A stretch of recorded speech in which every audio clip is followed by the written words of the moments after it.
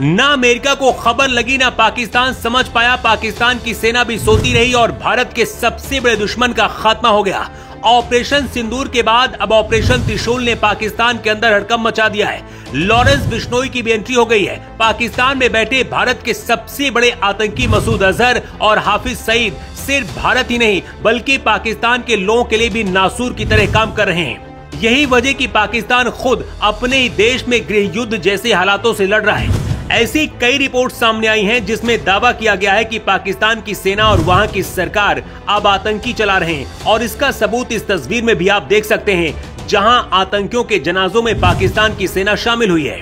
हाफिज सईद का खास सहयोगी और लश्कर तैयबा का आतंकी अबू खताल पाकिस्तान में 15 मार्च 2025 को मारा गया। किसने मारा कोई खबर नहीं मिली और न ही पाकिस्तान के पास कोई सबूत है। इसके बाद हिजबुल मुजाहिदीन के टॉप कमांडर बशीर अहमद पीर, जिसे इम्तियाज आलम के नाम से भी जाना जाता है, रावलपिंडी में उसकी भी हत्या हुई थी। कश्मीर में आतंकी घटनाओं के पीछे पीर को जिम्मेदार बनाया गया था और वो 15 सालों से पाकिस्तान में बैठा था। खालिस्तानी कमांडो फोर्स का नेता परमजीत पंजवर को मई 2023 को लाहौर में अज्ञात हमलावरों ने गोली मारकर हत्या की थी। ये खालिस्तानी आतंकी था। इसके बाद जैश-ए मोहम्मद के आतंकी लतीफ की पाकिस्तान के सियालकोट में अक्टूबर 2023 को अज्ञात हमलावरों ने गोली मारकर हत्या की थी। लतीफ साल 2016 में हुए पठानकोट आतंकी हमले का मास्टरमाइंड था। इसी तरह से अबू कासिम कश्मीरी को सितंबर 2023 में पीओके में अज्ञात हमलावरों ने गोली मारी थी। जम्मू के राजौरी में हुए हमले का ये मुख्य आरोपी था। खालिस्तानी आतंकी हरमीत सिंह को जनवरी 2020 को पाकिस्तान के लाहौर में गोली मारी गई थी। सबसे खास बात यह है कि इन आतंकियों को किसने मारा और क्यों मारा इसका कोई सबूत पाकिस्तान के पास नहीं है, लेकिन दावा किया जाता है कि ये काम भारत की खुफिया एजेंसी रॉ का है जो दुनिया भर में भारत के दुश्मनों को चुन चुन कर खत्म कर रही है। कनाडा जैसे देश ने तो ये भी दावा किया है कि भारत लॉरेंस बिश्नोई गैंग की मदद ले रहा है, लेकिन किसी के पास कोई सबूत ऐसा नहीं है जिससे साबित हो पाए।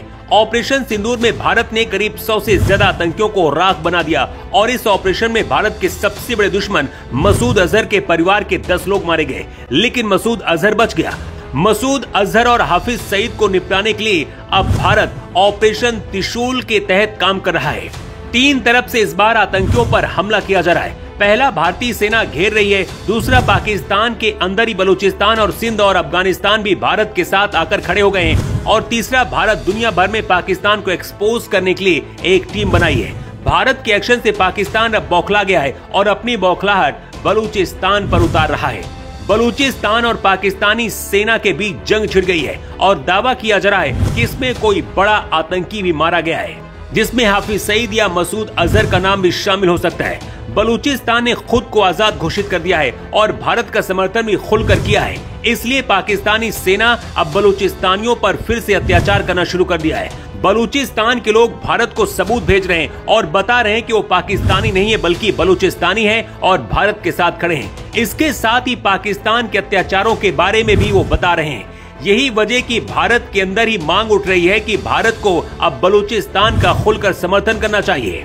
बलूचिस्तान ने वादा किया है कि अगर भारत उनको आजाद करने में मदद करेगा तो पाकिस्तान से आतंकियों को खत्म करने में भारत की वो पूरी मदद करेंगे और आजाद देश बनने के बाद हमेशा भारत के अंदर ही काम करेंगे।